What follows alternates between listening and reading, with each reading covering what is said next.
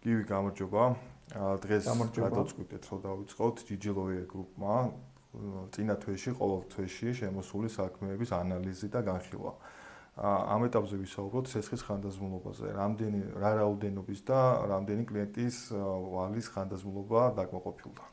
გასულ თვეში 5 საქმე ჰქონდა, რომელიც სასამართლოს მეშვეობით წარმატებით დასრულდა, ისე იგი 5 ვალდებულება გაუნულდა ჩვენს კლიენტს. ჯამში ეს იყო 130,000 ლარის მოცულობის სესხი და 5-ვე საქმე დასრულდა წარმატებით. 5-ვე საქმეში მოწინააღმდეგე მხარეს დაეკისრა ადვოკატის ჰონორარი, ესე იგი ჩვენთვის გადახდილი თანხა და ასევე საპროცესო ხარჯები.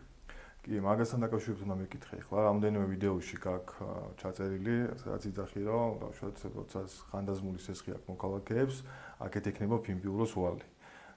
ეს გარკვეულწილად რაღაც სხვადასხვაობა გამოიწვია და უფრო დეტალურად რო განვმარტოთ საზოგადოებას რას გულისხმობ. როდესაც ჩვენ გვიკავშირდება კლიენტი, ბუნებრივია ის იხდის მომსახურების ჰონორარს. ადვოკატისთვის გადახდილი ჰონორარი ეკისრება მოწინააღმდეგე მხარეს. ამ შემთხვევაში ეს ფინბიურო იქნება თუ სხვა პრობლემური ორგანიზაცია, სასამართლო იურიდიულ ხარჯებს აკისრებს მოპასუხეს. შესაბამისად ეს იმას ნიშნავს, რომ თუ რომელიმე პრობლემური ორგანიზაცია თხოვდა მოქალაქეს თანხას და ეს ადამიანი მოვიდა ჩვენთან და გახდა ჩვენი კლიენტი, მას სესხი აღარ ექნება, გაუნულდება და იურიდიულ მომსახურებაში გადახდილი თანხა დაეკისრება მეორე მხარეს და დაუბრუნდება უკან. შესაბამისად ეს ნიშნავს იმას, რომ უფასოდ გაანულებს მოპასუხის მიერ გადახდილი თანხით იგი სესხს. ანუ საარჩელის წარდგენის მომენტში რა თანხასაც იხდის, ბაჟის გადასახად იქნება თუ ადვოკატის გადასახადელი თანხა იქნება პროცესის დასრულების შემდეგ და მას შემდეგ დასასამართლო ხანდაზმულად ცნობს საარჩელს დაუბრუნდება სრულად აღნიშნული თანხა. და ბოლოს სანამ დავამთავრებთ კიდევ ერთი მოკლე რჩევა მიეცი მოქალაქეებს, რომლებსაც სესხი აქვთ. ხანდაზმული. პირველ რიგში იმას გეტყვით, რომ მიმდინარე სესხები განულებას არ დაექვემდებარება და ეს უნდა განვასხვაოთ მოქალაქეებმა. ხშირად ეშლებათ, რომ აქვთ მიმდინარე სესხი, რომელიც მაგალითად 3 წლის შემდეგ დასრულდება, ასეთი სესხი არ განულდება, მხოლოდ ხანდაზმული სესხები, ესე იგი ძველი წარსულში აღებული სესხები, რომლებზედაც არ არის დაწყებული აღსრულება და სასამართლო დაექვემდებარება ხანდაზმულად აღიარებას.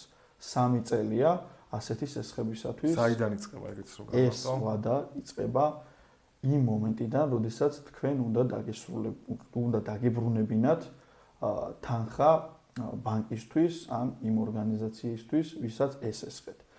იმ შემთხვევაში თუ თქვენ პერიოდულად შესასრულებელი სესხი გქონდათ, ასეთ დროს ყოველ თვეზე გრაფიკით გადასახდელ ყოველ თანხაზე დამოუკიდებლად აითვლება 3 წლიანი ვადა.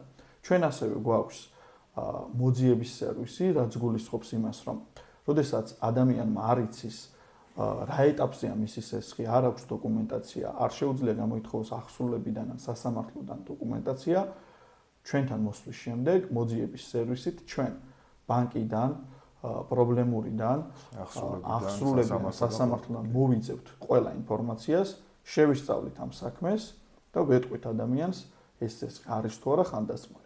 სხვა შემთხვევაში ისედაც არ მივდივართ სასამართლოში. განსაკუთრებით სერვისი, რომელსაც GGLOE გრუპი თავაზობს მოქალაქეებს, არის ძალიან კარგი საშუალება ემიგრაციაში ყოფილი მოქალაქეებისთვის, რომლებიც ძალიან ინტენსიურად იყენებენ ამ მოსახურეობას და მათთვის რა თქმა უნდა ხელმისაწვდომია ეს ყველაფერი. კი ბატონო, ემიგრანტებისთვის განსაკუთრებით ხელმისაწვდომია, ვინაიდან მათ ფიზიკურად არ შეუძლიათ საქართველოში მიმართონ ამ ორგანიზაციებს, შესაბამისად შესაძლებელი ონლაინ მინდობილობის დადასტურება ნოტარიუსთან და აქედან გამომდინარე ჩვენ სრულად მოვიძებთ თქვენ სესხს და შეგატყობინებთ იგი არის თუ არა ხანდაზმული. თუ ხანდაზმულია, კიდევ ერთხელ განმეორდები, აუცილებლად გავანულებთ.